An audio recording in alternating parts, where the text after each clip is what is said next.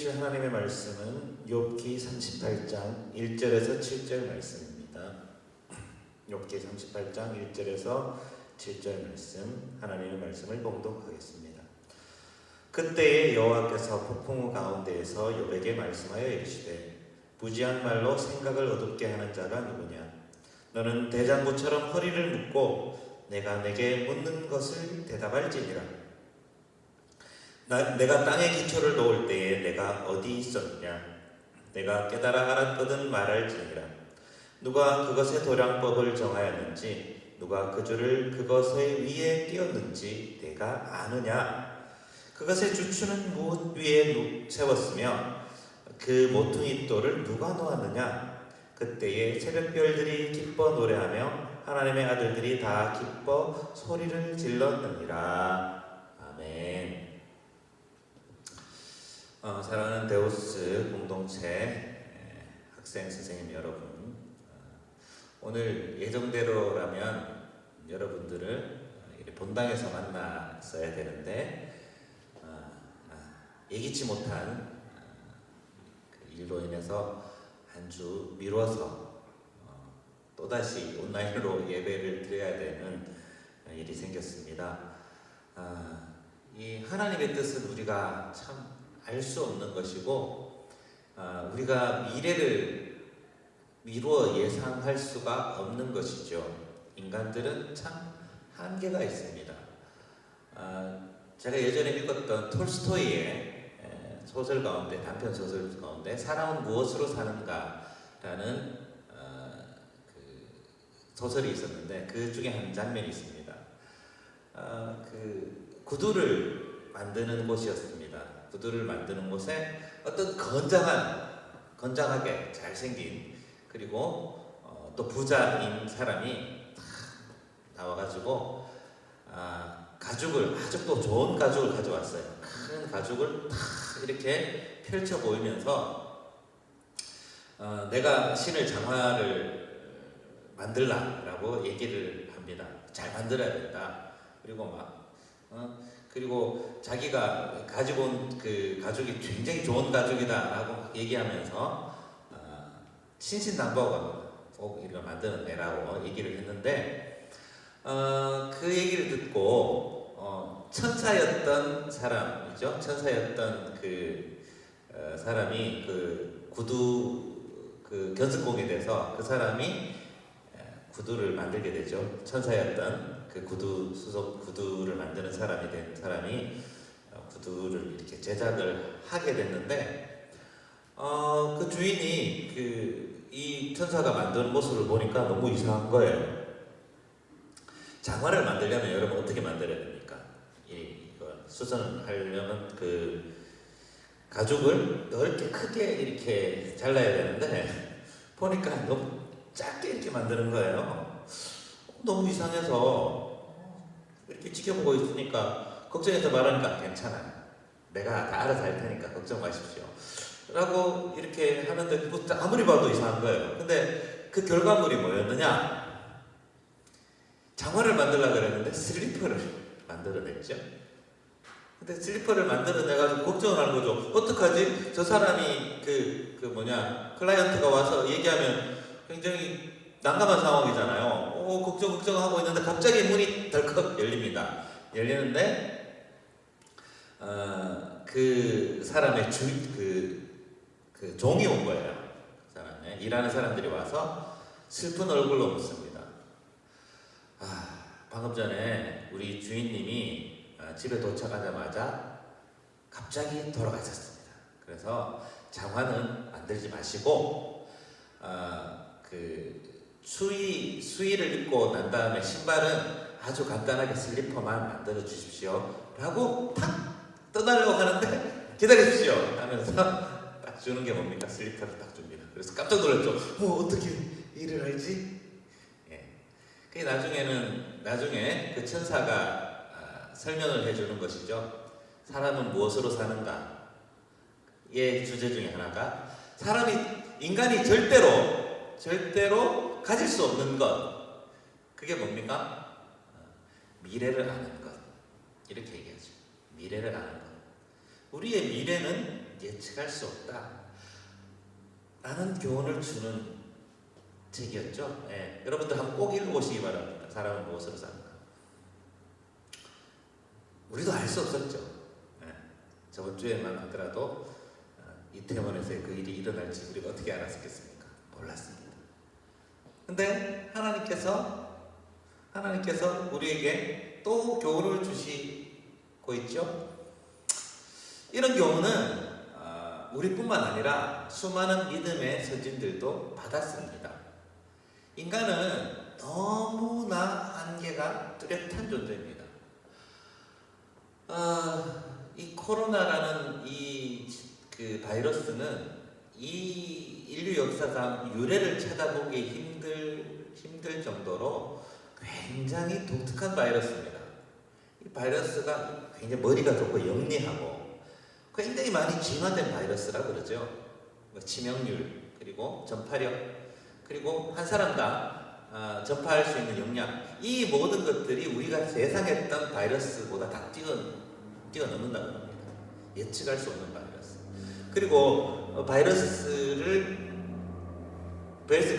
감염되고 난 다음에 완전히 회복됐다 하더라도 제2차, 3차에 문제가 생긴다 그러더라고요. 예를 들면 다른 면역 장치를 건드린다든지 다른 장기들에게 손상을 준다든지 2차, 3차에 문제가 더 생긴다고 그러더라고요. 그러니까 우리가 이 바이러스는 어느 정도 됐나 보다라고 생각하는 그 순간에 또 다르게 문제로 우리에게 바이러스가 문제로 공격한다는 얘기입니다. 그래서 우리는 무방비 상태로 당할 수밖에 없는 것이죠. 여러분, 바이러스가 얼마나 작은지 아시죠? 현미경으로, 아주 전자현미경으로 봐야지 보이는 너무나 미미한 존재가 바이러스인데, 그 작은 바이러스가 인류 전체를 완전 뒤흔들어 놓지 않습니까? 인간은 진짜 교만할 수 없습니다. 교만하면 안 됩니다. 작은 미물 같은 바이러스 하나에도 우리는 너무도 무기력하게 넘어지는 존재이기 때문입니다. 우리는 하나님 앞에서 우리의 한계를 인정해야 됩니다.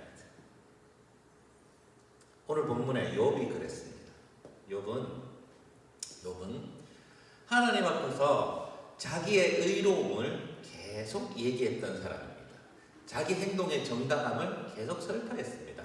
그런데 자기 행동의 정당함과 자기를 변호를 하는 말을 하다가 욥의 생각 밖의 말들, 그러니까 욥이 알지도 못하는 말들, 그리고 욥의 영역 밖에 있는 얘기들을 그냥 내뿜게 됩니다.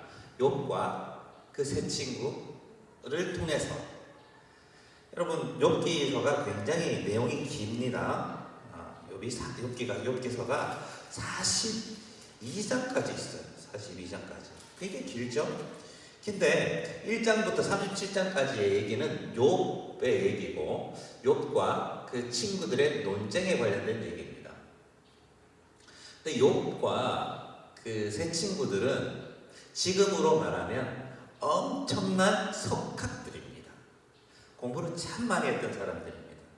욥과 그 친구들은 이 우주 만물의 이야기, 윤리론, 도덕률, 이 모든 것들을 다 섭렵해서 얘기합니다. 그리고 그들이 믿었던 하나님에 대한 종교적인 신념도 정말 깊고 세밀하게 다투고 있습니다. 어떻게 보면 지금의 관점으로 봤을 때도 굉장히 심오하고요. 지금의 철학자들이 붙어서 해석한다 할지라도 전혀 밀리지 않을 정도로 세련된 그 철학들을 갖고 있었던 사람들. 그런데 하나님께서 이들을 보시고 너무 안타까워하셨습니다. 왜냐? 인간의 한계가 너무 뚜렷하기 때문에 그들이 알지 못했던 것들, 그리고 잘못된 편견을 통해서 세상을 바라보았다라고 말씀하시는 거죠. 특히 욥에 관해서 하나님께서 말씀을 많이 하십니다.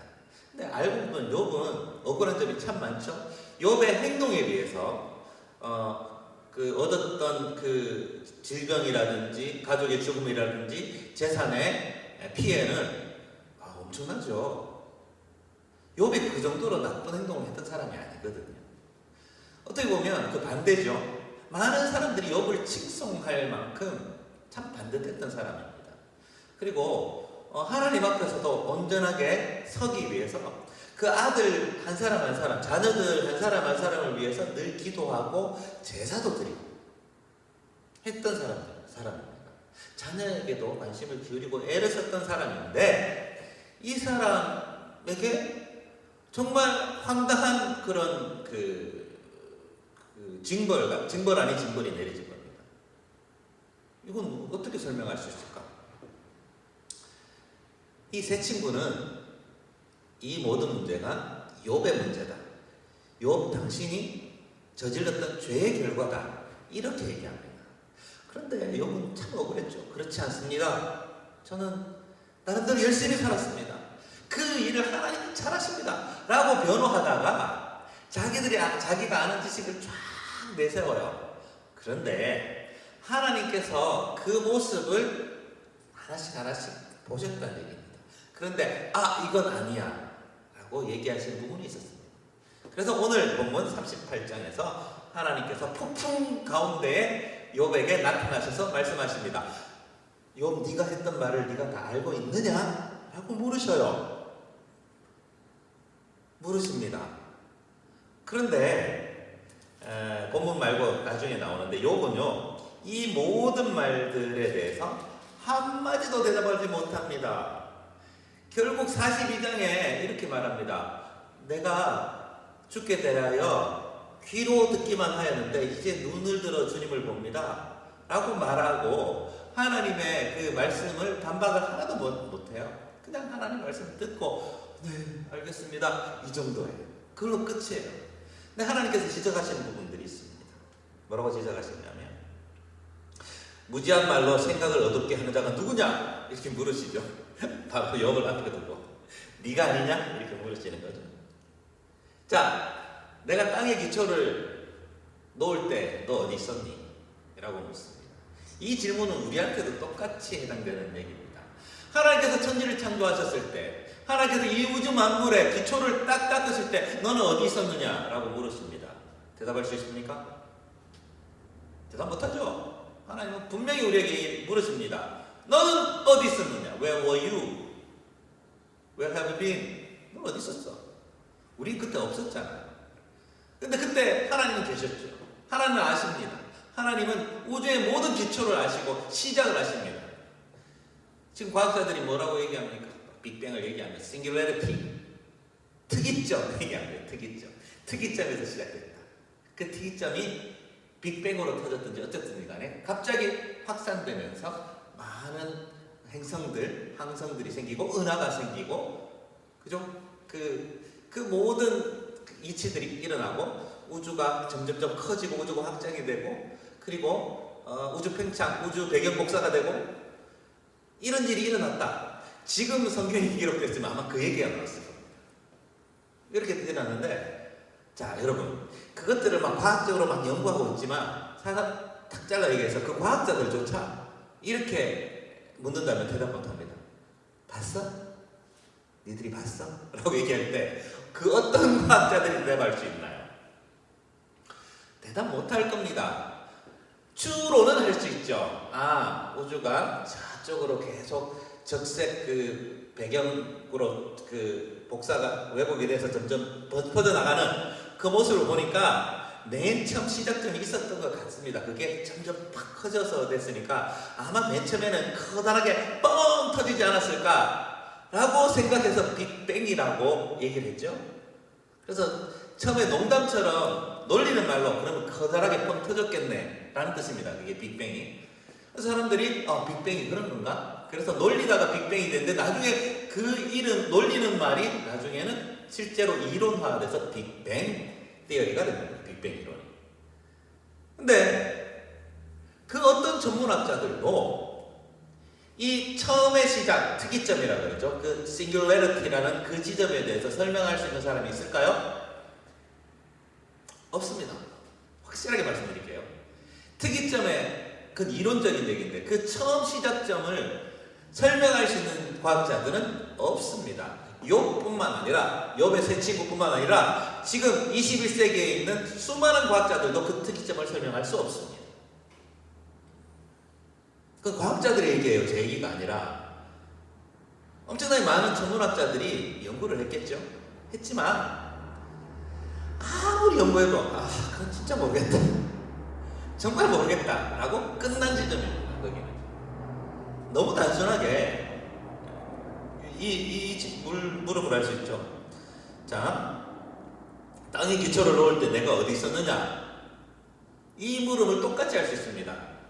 너희들이 말하는 그 빅뱅, 특이점이라고 말하는 그때 너 어디 있었어? 봤어? 라고 물었을 때 과학자들이 대답할 수 있냐고요? 대답할 수 없습니다. 대답할 수가 없습니다. 대답이 안 됩니다. 우리는 다른 것으로 이 다른 증거들로 역추적해서 생각하고 추측할 뿐입니다. 우리는 너무 과학을 믿는 경향이 있습니다. 과학이 대단하기도 합니다. 얼마나 많은 과학적 업적들이 있습니까? 그런데 그 과학의 업적들이 이 세상의 모든 현상이나 모든 이치들을 얘기할 수 없습니다. 설명할 수도 없고 그리고 또 그것들을 알 수도 없습니다. 과학이 알아낸 그 영역은 과학자들이 너무 잘 알아요. 아주 미미합니다. 그렇지만 그 미미한 영역도 대단한 건 맞습니다. 근데 그 대단한 것이 모든 걸 할 수 있는 것처럼 말하는 것 자체도 잘못된 신앙 같은 겁니다. 과학 만능주의도 어떻게 보면 잘못된 신앙의 한 종류가 되는 겁니다. 과학은 모든 걸 할 수 없습니다. 그런데 도움은 줄 수는 있습니다. 근데 우리는 과학에 많은 걸 기대고 있죠, 너무 많이. 근데요, 의학도 그렇고 과학도 그렇고 자기들이 할 수 있는 영역에 한계가 있다는 것을 과학의 깊은 수준에 도착하게 되면 인정할 수밖에 없는 지점이 있습니다. 참 웃기는 얘기가 하나 있는데요. 우리들이 하는 과학의 첨단의 끝에 있는 사람들이 하는 일입니다. 예를 들어서 막 엄청나게 많은 기계들, 장비들을 만들어 놓고 우리나라의 일입니다. 그걸 처음으로 이제 개통하는데 뭘 하는 줄 압니까? 그 사람들이 돼지머리를 놓고 고사를 지내요. 자, 이 말에 이게 굉장히 큰 모순이죠. 과학을 얘기하는 사람들이 어떤 그 과학 장비가 새롭게 생기게 됐을 때 맨 처음에 하는 게 고사다. 이게 뭔 말입니까? 이 사람들조차 이것이 완벽하게 이루어진다. 과학이 모든 걸 해결하지 못한다는 것을 방증하는 얘기죠. 방증하는 얘기입니다. 한계가 있다는 얘기입니다. 여러분, 지금 코로나로 인해서 우리가 예측하지 못한 일을 겪고 있습니다. 이 일을 예측한 사람 한 사람도 없죠? 아무도 없습니다. 그 기생충에 그 누굽니까? 아버지가 그 홍수가 난 다음에 체육관에 같이 누워 있으면서 했던 얘기잖아요. 절대로 실패하지 않는 계획이 있다. 그 계획이 무엇이냐?